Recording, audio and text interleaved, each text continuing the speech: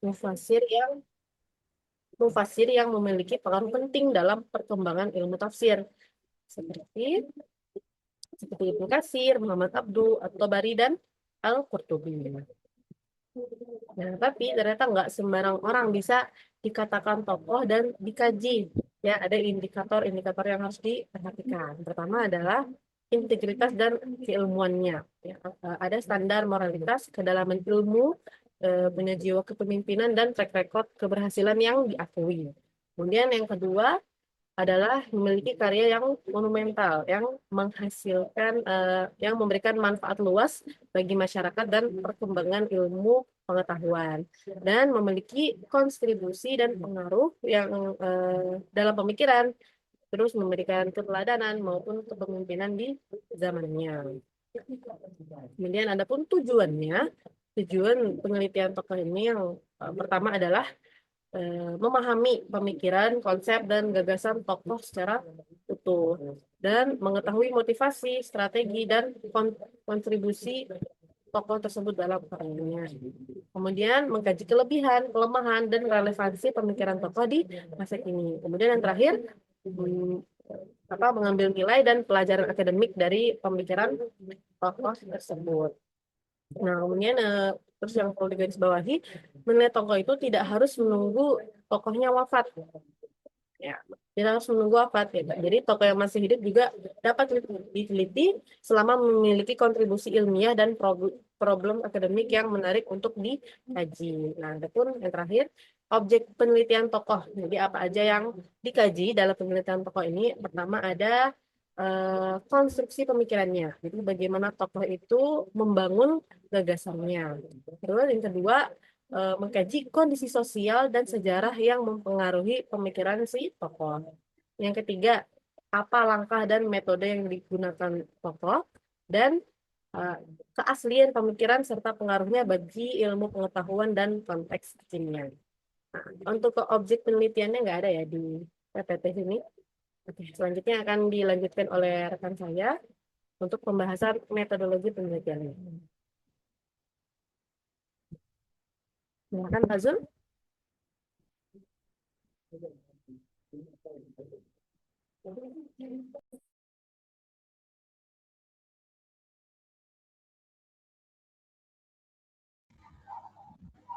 Baik, bismillahirrahmanirrahim.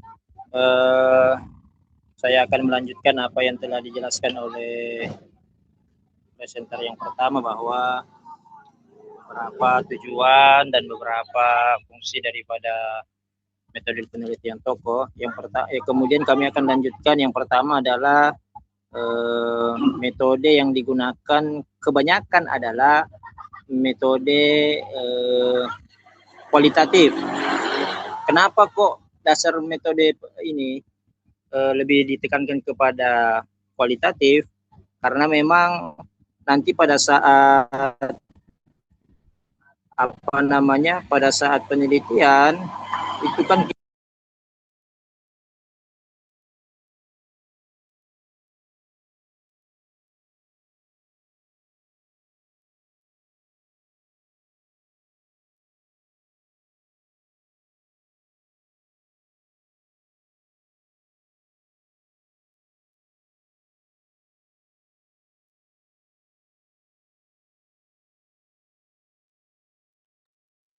Mohon maaf Ustaz Rijal, suaranya nggak ada suaranya.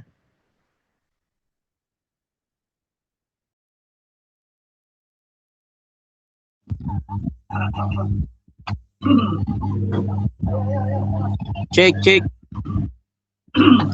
Ya, sudah ada. Silakan Ya. lanjut Ustaz Rijal. Pendekatan yang digunakan adalah pendekatan historis dan hermeneutik atau interpretasi yang sifatnya deskriptif dan analitis. Kenapa harus ada pendekatan historis? Karena untuk mengetahui supaya pendekatan yang digunakan pada saat mengkaji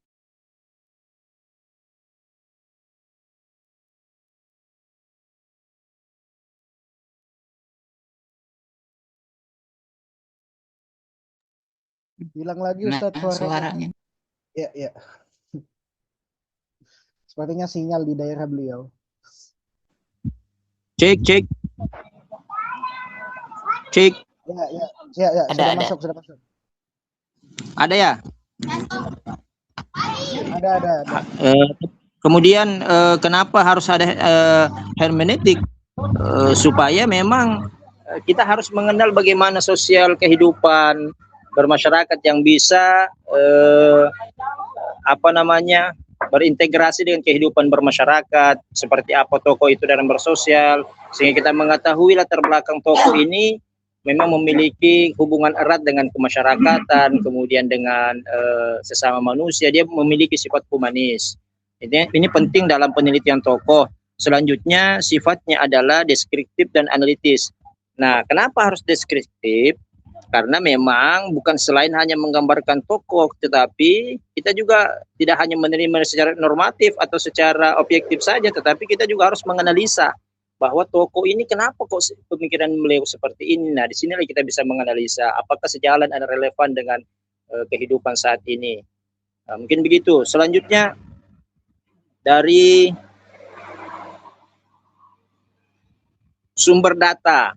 Sumber data yaitu karya asli yang ditulis langsung oleh tokoh yang dikaji. Ya tentu dong, kalau kita ingin mengkaji seorang tokoh, maka yang paling utama adalah kita harus mengkaji dari tulisan langsung tokoh tersebut. Tidak mungkin kita mengkaji Profesor Dr. Quraish Shihab kemudian kita mengkaji tokoh lain.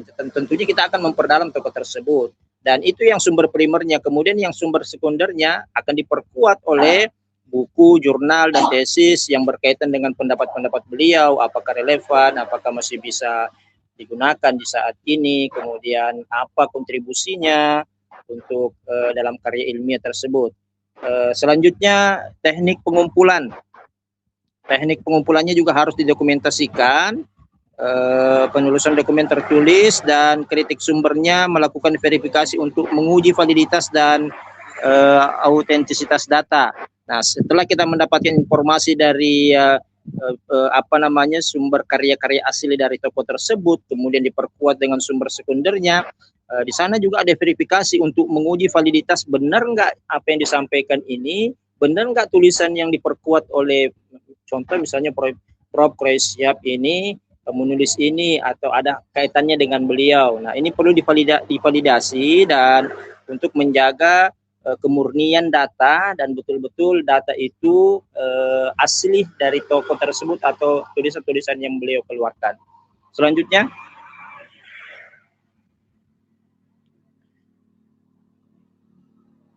nah, terakhir teknik analisis data. Nah, di sana ada langkah-langkahnya. Di antaranya adalah reduksi data atau menyederhanakan dan merangkum data mentah menjadi informasi inti. Ya, ini kemarin sempat dibahas oleh kelompok sebelumnya bahwa reduksi data itu apakah terjadi pada saat di penelitian kemarin itu, apakah direduksi pada saat penelitian atau setelah ini. Ternyata di penelitian tokoh ini ada juga tuh reduksi data untuk menyederhanakan dan merangkum data mentah menjadi informasi inti. Kemudian ada klarifikasi data, mengelompokkan data berdasarkan tema atau kategori tertentu, dan interpretasi hermeneutik yang memberikan makna mendalam pada teks sesuai konteks tokoh. Dan terakhir ada penarikan kesimpulan untuk merumuskan hasil akhir dari penelitian secara komprehensif terhadap tokoh tersebut. Kemudian ada langkah penelitian tokoh. Ada di sana yang pertama, tentukan tokoh siapa yang ingin diteliti, apa karya tokoh tersebut, kemudian objek kajiannya, dan ada pengumpulan data, identifikasi, analisis kritis, dan kesimpulan. Mungkin itu dari kami, nanti bisa dikembangkan atau bisa ditambahkan dari teman-teman yang lain. Oh, ada kesimpulan. Kesimpulan, penelitian tokoh berfokus pada pemikiran dan kontribusi nyata melalui metode kualitatif, pendekatan historis, dan hermeneutik guna memahami relevansi bagi perkembangan ilmu Al-Quran dan tafsir, khususnya di masa kini. Mungkin ini saja yang dapat kami sampaikan. Tolong teman-teman bisa ditambahkan kekurangannya dan kita diskusikan dalam pertemuan kali ini. Terima kasih. Ya, satu kelompok aja kan ya? Oke, karena presentasinya telah selesai ya, maka kita buka sesi diskusi. Nah, mungkin teman-teman yang ingin bertanya silahkan ya, kita cukupkan 3 pertanyaan dulu. Kalau misalnya ada yang bertanya nanti kita buka lagi. Siapa yang ingin bertanya?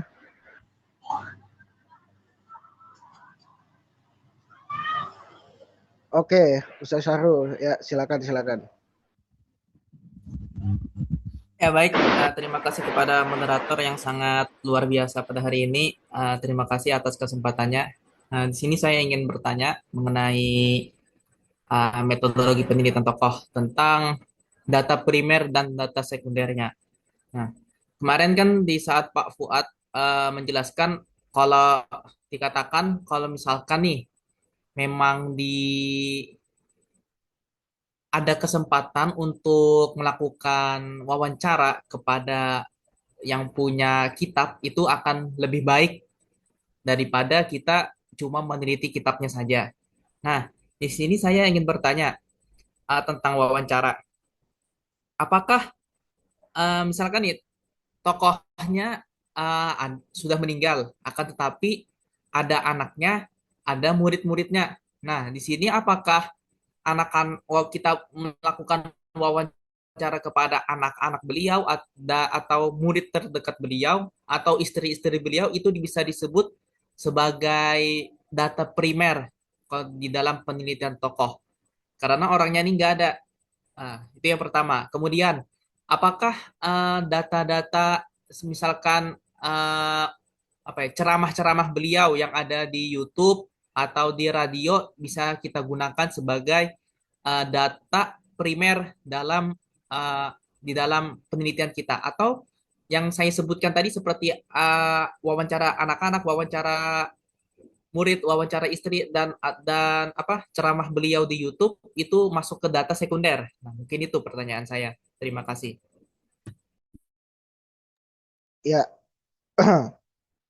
terima kasih Ustaz Syahrul.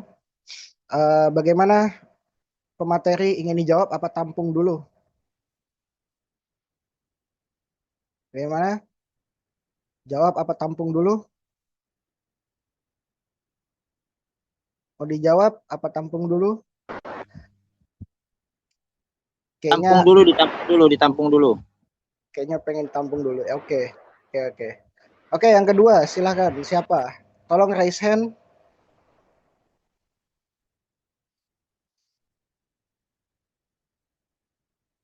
Ayo, meramaikan.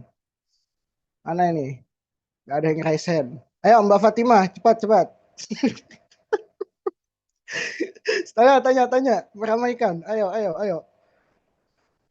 Pak Ustadz Raup, Ustadz Fadil, Anissa, Diana, Hana, Marita, Musfiro, Mutmainah, pengguna Zoom. Siapa lagi pengguna Zoom itu? Ayo. Siapa ini? Udah paham gak kalian? Wah, hebat.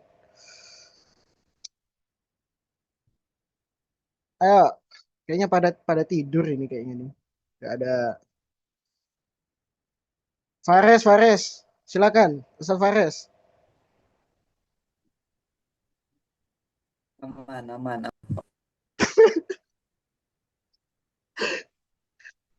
Oke, siapa ini? Mbak Fatimah, ayo biasanya yang paling vokal menanyakan tentang metodologi.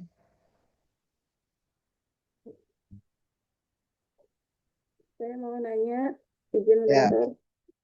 Ya, tadi kan hari ini pembahasan kita tentang model penelitian tokoh ya. Nah, kalau melihat dari pembahasan narasumber tadi kan lebih kepada kayak memaparkan tujuan penelitian tokoh, terus juga objek sama beberapa metode ya. Nah, yang menjadi pertanyaan saya tuh lebih kepada tadi kan udah dijelaskan ada tahapan-tahapannya tuh. Cuman tadi belum ada dijelaskan kayak ciri-ciri tokoh yang bisa menjadi menjadi objek penelitian kita itu apa gitu, ciri-cirinya. Apakah ada sebuah karakteristik yang harus ada dan dan apa juga karakteristik yang seharusnya nggak ada dalam tokoh yang ingin kita kaji gitu, sehingga hasil yang kita dapat dari tokoh tersebut tuh bisa kita katakan valid lah kayak gitu. Ibarat kata kayak perawi hadis gitu juga. Ada yang dikatakan hadisnya dhaif kayak gitu dan sebagainya. Dengan adanya kriteria-kriteria tadi gitu. Nah, mungkin bisa diberikan penjelasan seputar itu supaya sekiranya nanti ketika dari kita ada penelitian seputar tokoh, kita tahu, oh ini masuk nih dalam kategori penelitian kita, oh ini enggak kayak gitu. Mungkin itu dari saya. Saya kembalikan ke moderator. Oke, terima kasih Mbak Fatimah. Tampung dulu ya. Satu lagi, ayo, satu lagi. Ustadz Fadil biasanya ingin bertanya tentang metodologi nih. Ustadz Fadil, silakan. Ayo. Ada Ustadz Fadil? Beliau lagi kegiatan. Jadi enggak. Lanjut. Mohon izin Bu Kos. Jadi pertanyaannya, Pertanyaannya lebih kepada ke kriteria ataupun ciri-ciri tokoh yang bisa kita kaji ataupun kita teliti. oh siap, oke. Siap. Oke, jelas ya. Ayo yang lain. Mana ini? Ustadz Rauf, ada kayak ingin tanyakan Ustadz Rauf? On cam guys, on cam yang di rumah. Atau siapa nih? Pengguna Zoom? Mau tanya ke pengguna Zoom? Ya, kayaknya teman-teman sudah paham semua ya. Ya sudah. Jadi 2 pertanyaan itu dulu aja. Silakan dijawab.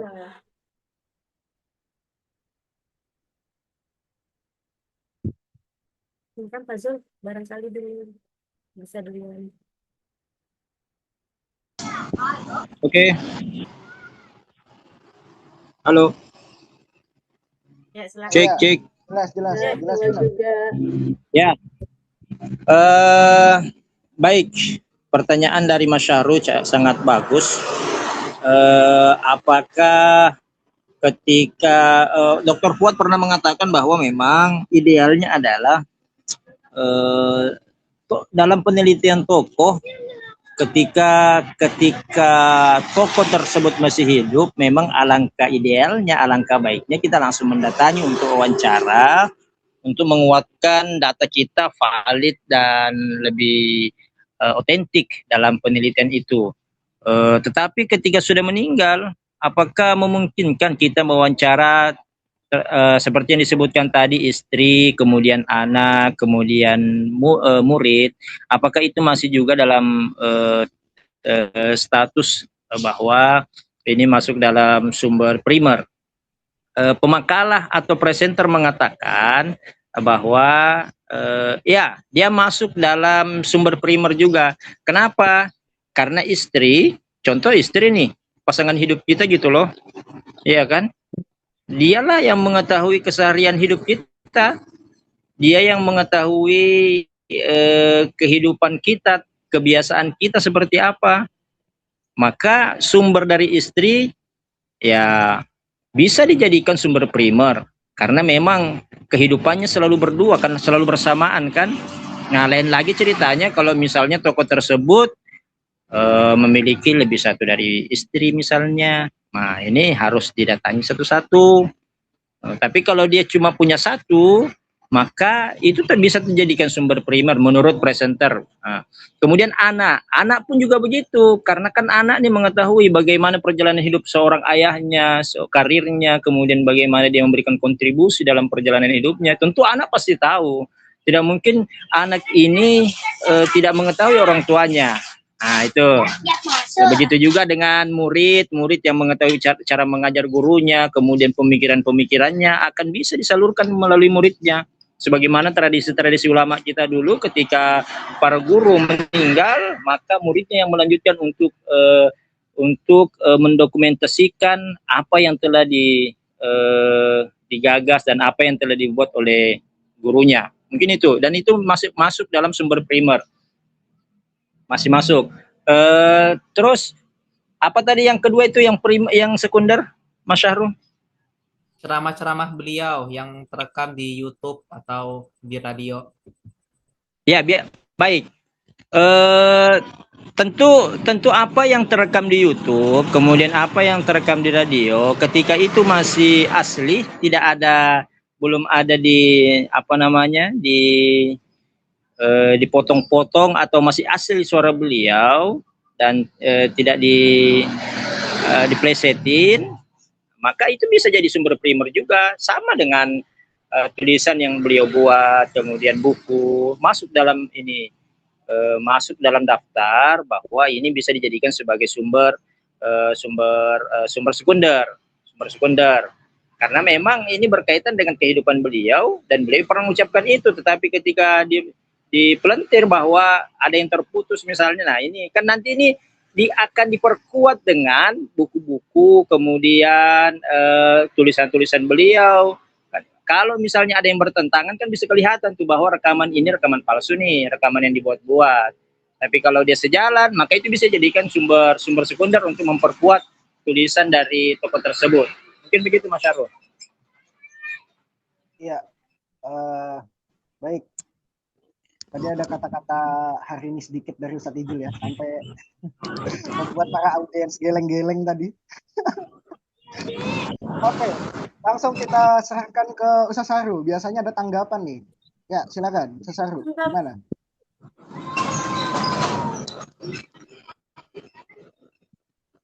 Kayaknya tadi Aisyah tadi mau bahas. Mau menambahkan sebelum ditanggapi penanya, saya ingin menambahkan ya moderator. Jadi apakah wawancara dari istri dan murid atau dari keluarga itu termasuk data primer dan data sekunder, itu kan tadi pertanyaannya. Mungkin itu Samsul bahwa itu termasuk data primer, itu ya. Nah, mungkin saya lebih spesifik ya. Kalau misalnya kita pengen wawancara tentang biografi atau konteks historis, misalnya riwayat hidupnya, kesehariannya, terus kronologi penulisan kitabnya, itu bisa ke data primer, karena kan keluarga dan murid-murid itu kan langsung menyaksikan penulisnya atau tokoh tersebut dalam menuliskan karya-karyanya gitu ya.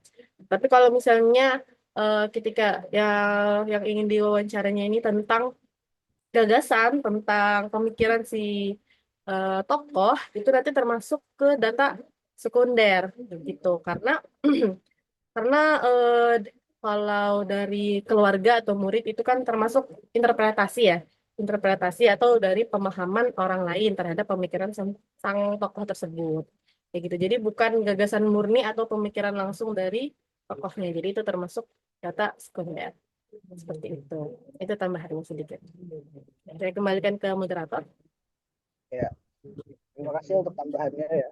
Kemudian kita serahkan ke Ustadz Syahrul, biasanya ada tanggapan. Ya, Ustadz Syahrul, silakan. Oke, berarti menurut pemateri wawancara tetap menjadi tingkatan yang paling tinggi ya dalam mencari data primernya. Jadi kalau memang bisa dilakukan wawancara ketimbang buku biografi, misalkan kita kan ada dua pilihan nih, antara wawancara keluarga, anak-anak atau istri atau murid, atau kita menggunakan buku biografi beliau. Nah, di antara kedua hal itu, kita tingkatan wawancara itu untuk mencari data itu lebih tinggi ya, untuk dalam hal historis cara beliau hidup. Nah, sedangkan tadi kalau kata Aisyah tadi, kalau misalkan kita gagasan pemikiran beliau itu menjadi sekunder ya, kalau di wawancara kepada keluarga, anak dan murid dan sebagainya. Nah, mungkin itu ya yang bisa saya tangkap ya berarti. Ya, mungkin langsung ditanggapin moderator. Kalau memungkinkan memang wawancara, memang itu adalah hal yang terbaik, hal yang paling utama untuk mendapatkan informasi yang valid. Kalau memungkinkan. Tetapi kalau tidak sanggup, tidak ada lagi bisa diwawancarai, contoh misalnya ada seorang tokoh yang harus kita wawancara, tapi tempat tinggalnya cukup jauh nih. Tapi seorang peneliti kan tidak mengenal itu. Jauh dan dekat pun harus dilewatin kalau memang dia ingin mendapatkan informasi yang utuh kan. Tapi kalau bagi kita ini yang kurang, mohon maaf mungkin kurang dari sisi Kurang duit. pembiayaan, ya kan, kita harus terbang ke sana. Nah, ini kadang-kadang kan terbentur di sini kita nih peneliti nih. Kadang-kadang kita ingin mendapat informasi yang utuh, tetapi karena ada kendala itu, ya kalau Basnas mau biayai kita kan, ada lembaga yang ingin membiayai, nah, alhamdulillah itu lebih afdol. Itu memang yang paling utama seperti itu, harus mewawancarai kepada yang apa namanya, yang punya tokoh tersebut. Kemudian kalau memang tidak sanggup, ya itu tadi Mas Syarul, cukup dari biografis, kemudian kita bisa mendapat informasi dari beliau. Ini mungkin begitu. Baik, Ya, terima kasih atas jawabannya. Saya kembalikan kepada moderator. Ya, terima ya, kasih. cukup ya, cukup untuk saya pertama. Beralih ke pertanyaan yang kedua. Suaranya Gil, kecil Gil. Tes, gede kah? Sudah? Oke, aman-aman. Oke, kepada pemateri untuk pertanyaan yang kedua dan Fatima tadi, silakan. Ya, baik. Terima kasih atas pertanyaannya Bu Kosma yang sangat luar biasa. Terkait dengan kriteria tokoh yang harus diteliti. Tentu ya kita bagi akademisi kan tidak mungkin juga akan meneliti orang yang tidak punya pengaruh. Jadi yang pertama adalah tentu dia tokoh yang harus kita teliti tentunya punya pengaruh di tengah-tengah masyarakat. Dia punya pengaruh dan memang dikenal di masyarakat. Selain itu, dia juga harus memiliki karya. Dia harus memiliki buku dong. Dia harus memiliki sejarah tentang perjalanan hidup dia. Kemudian kontribusinya dalam keilmuan.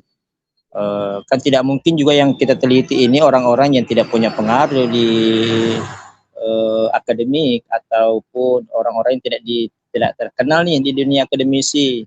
Nah, tentu yang pertama dia punya pengaruh, kemudian dia punya karya ilmiah, dia punya buku dan memang dikenal tokoh dia tokoh nih di masyarakat dan karya-karyanya itu didokumentasikan. Nah, karyanya seorang tokoh tersebut didokumentasikan dengan cara misalnya memang ada buku, dia punya buku tulisan, kemudian dia punya artikel, kemudian dia punya video-video atau rekaman-rekaman suara.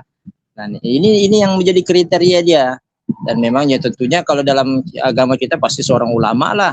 Tetapi kalaupun dia tidak nyampe ke tingkatan ulama, tetapi dia cendekiawan muslim dan yang punya kontribusi besar dalam dunia Islam, tentu ini juga menjadi hal yang sangat diperhatikan dalam penelitian tokoh tersebut. Mungkin itu yang saya bisa berikan dari jawaban dari pertanyaan Bu Kosma. Mungkin nanti ditambahkan oleh Mbak Aisyah. Oke, jadi melanjutkan dari jawaban Rasul tadi tentang ciri-ciri yang bisa dikaji dan diteliti. Jadi selanjutnya yang harus kita perhatikan adalah seseorang itu atau seorang tokoh itu tidak memiliki krisis integritas ya. Jadi harus memiliki attitude yang bagus, yang tidak merusak aspek integritasnya, baik dari segi moralitas, konsistensi keilmuan maupun keberhasilannya di bidang yang digulutinya. Itu. Karena konsekuensinya kalau kita penilaian tokoh itu kan mengambil pelajaran, hikmah, nilai-nilai positif.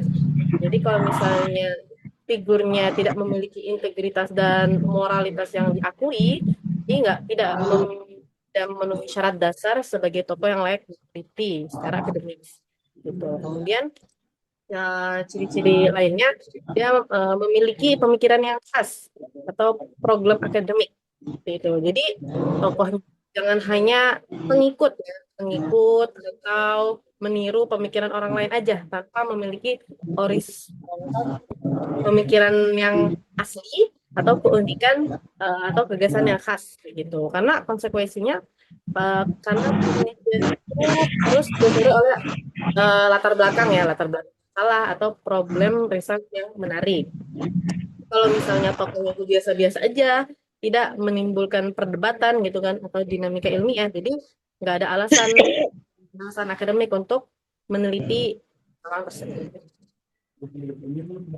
Saya kembalikan ke moderator. Gimana Mbak Fatimah? Ada tanggapan kah? Berarti yang paling ditekankan itu ya tadi yang seperti Mas Didi sampaikan harus ada karya dan sebagainya. Nah, kalau misalnya tadi kan dikatakan oleh Mas Dul harus bahasanya usahakan ulama atau enggak cendekiawan gitu ya.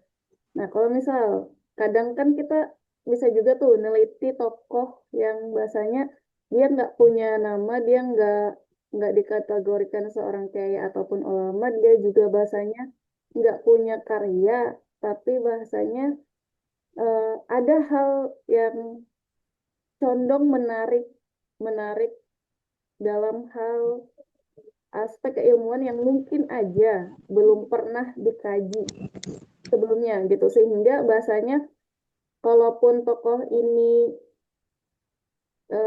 apa ya, tokoh ini itu dalam hal aspek karya nggak ada, dalam hal aspek kayak nama ataupun branding juga nggak ada dikategorikan seperti ulama tadi, tapi dalam aspek hal pengkajian ataupun penelitian, hal apa nih yang bisa selain tadi kan harus ada bahasanya background cendekiawan kayak gitu, tapi bahasanya orang ini tuh orang biasa kayak gitu, misalnya orang ini tuh orang biasa, tapi hal apa yang bahasanya tuh apa ya, bisa bisa kita jadikan itu sebagai objek ataupun tokoh penelitian yang relevan untuk kita kaji gitu.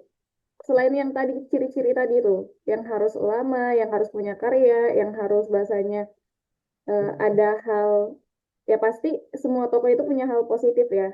Nah, tapi kan dari kriteria awal tadi yang disebutkan oleh narasumber itu kan harus punya backingan karya dan sebagainya gitu. Nah, gimana kalau misalnya tokoh ini tuh tokoh orang biasa gitu.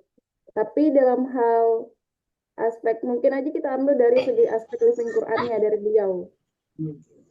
Takutnya nanti Bisa dipahami nggak? Kayak contohnya dalam praktek lapangan lah kayak gitu. Misalnya kalau dari hadis tadi kan saya contohkan, misalnya kalau hadis sahih itu ciri-ciri orangnya harus jujur, bertanggung jawab, apa dan sebagainya, nggak boleh berdusta gitu. Nah, maksud saya tuh lebih ke hal itu gitu.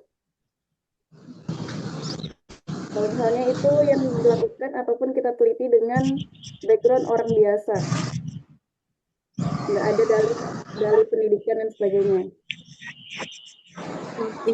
Bertanya, memastikan pertanyaannya. Jadi kalau misalnya dia nggak punya karya, nggak terkenal, nggak punya pemikiran ya, punya pemikiran khas, nanti kita bingung apa yang mau dikaji. Nggak ada bahan kajiannya nanti kalau misalnya dia tidak memenuhi syarat-syarat.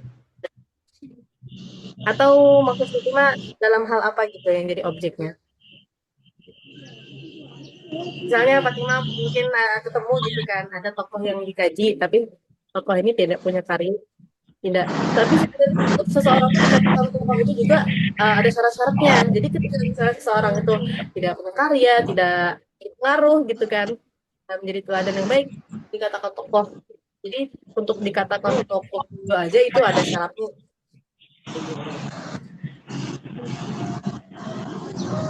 Berarti dari wajib yang mutlak yang harus ada, walaupun dia ini berarti harus tadi punya ini ya, apa?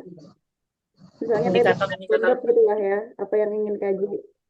Karena kalau nggak memenuhi syarat tadi, nggak tahu, nggak ada yang bisa dikaji.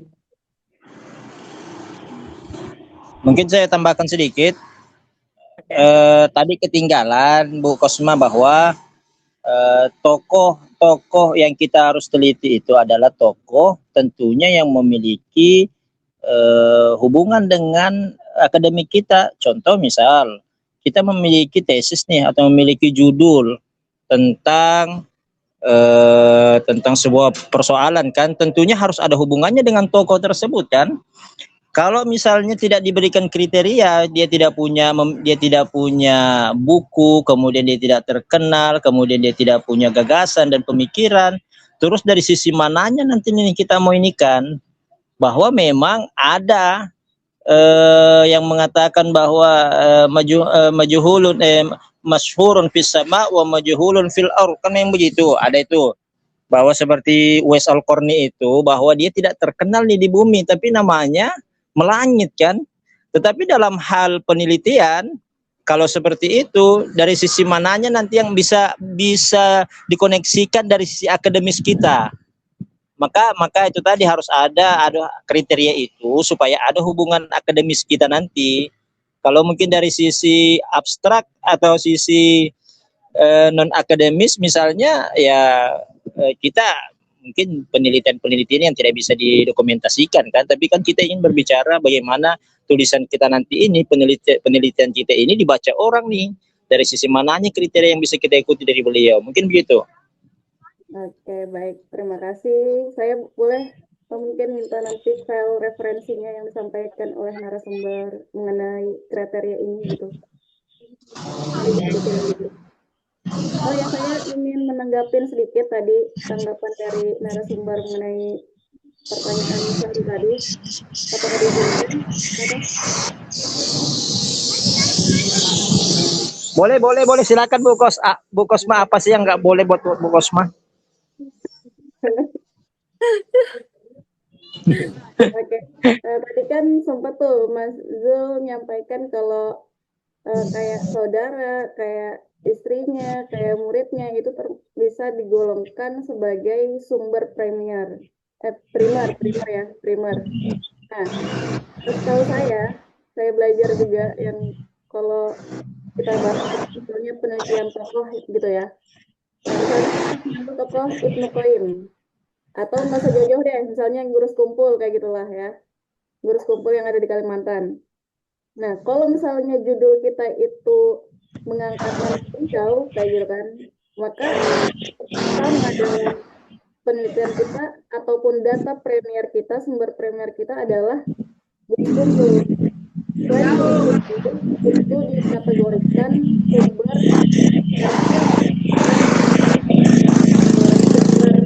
premier Rasul gitu. matikan Nah,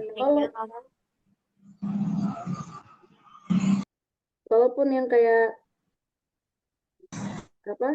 tadi ada rekaman dan lain sebagainya, nah itu bisa dijadikan data premier selama yang disampaikan itu benar-benar hasil rekaman dari tokoh yang kita teliti, yaitu Gurus Kumpul kayak gitu. Dan itu bahasanya bisa di regulasi gitu lah, kayak dipastikan ataupun diverifikasi bahwa ceramah ataupun rekaman itu memang real, nggak ada editan, nggak ada poles-polesan, yang bahasanya mencerminkan poin yang beliau sampaikan dan sesuai dengan realita yang ada kayak gitu. Jadi sepemahaman saya, kalau memang kita mengkaji tokoh yang kita ambil dalam judul kita, itu yang menjadi data ataupun sumber premier. Jadi tokoh lain kayak keluarganya, dari muridnya, itu termasuk kategori sumber sekunder kayak gitu.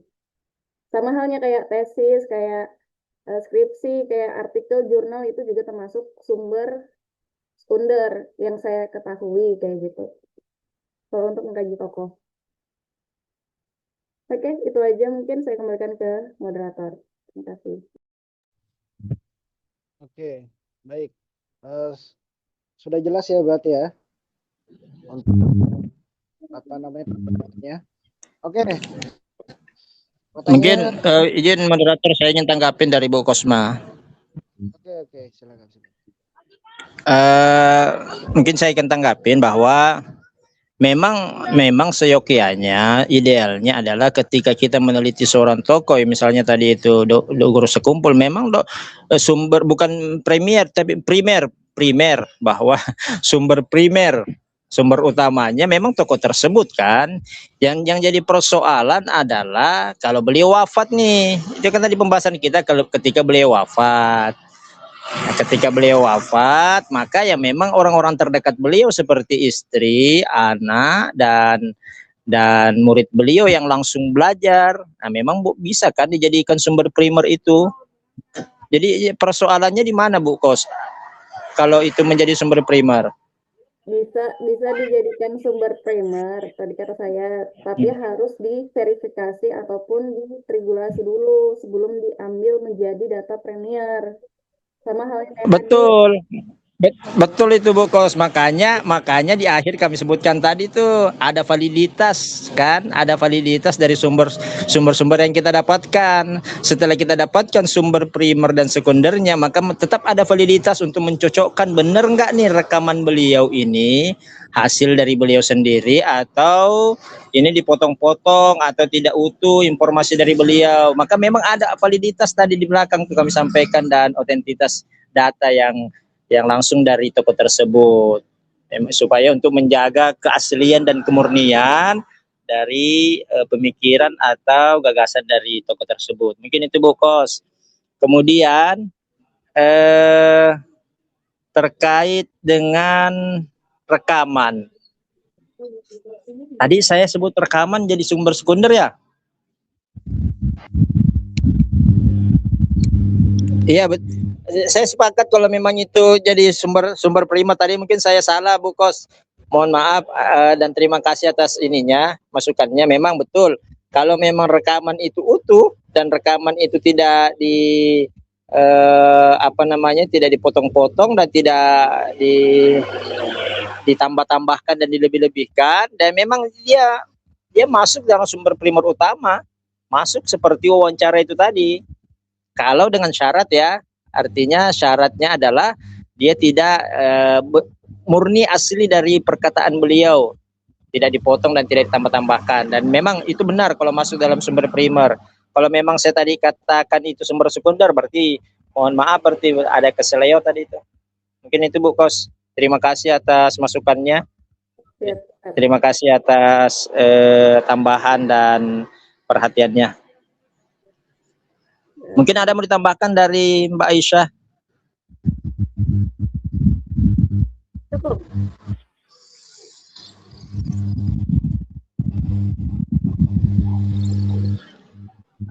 Izin, ini dokter sudah masuk kah? nggak ada, udah di close aja. Nggak ada info kan, Syahrul? Oh, nggak ada info. Belum dijawab. Berarti kalau gitu cukupkan aja dia, karena udah mau duhur ya. Bagian mana itu? bagian Bontang, udah lama lagi jam 12 ini udah mau duhur ya. Ini standby nih di halaman masjid nih. Wah, Masjid Bontang, indah sekali. Ya. Moderator, Ya, bagaimana? Berarti. suaranya kecil. Halo. Suaranya Baru Gil. Oke. Gimana? Berarti ini tidak ada bapaknya juga kan? Apakah kita cukupkan aja? Nah, ini mantap moderatornya ini. Kata-katain dulu. Oke, Bu Kos, tolong anunya dong, aba-abanya tolong siap di kamera supaya hasilnya bagus juga lah. Iya. Ayo. Kita Biar ganteng. 1, 2, siap ya. 1, 2, 3. Nah, gini kan bagus. Nah, jangan tutup mulut, Mbak Aisyah. 1, 2, 3. Nah, tergerak 3. Sebentar. 1, 2, 3. Oke. Lagi wisuda itu.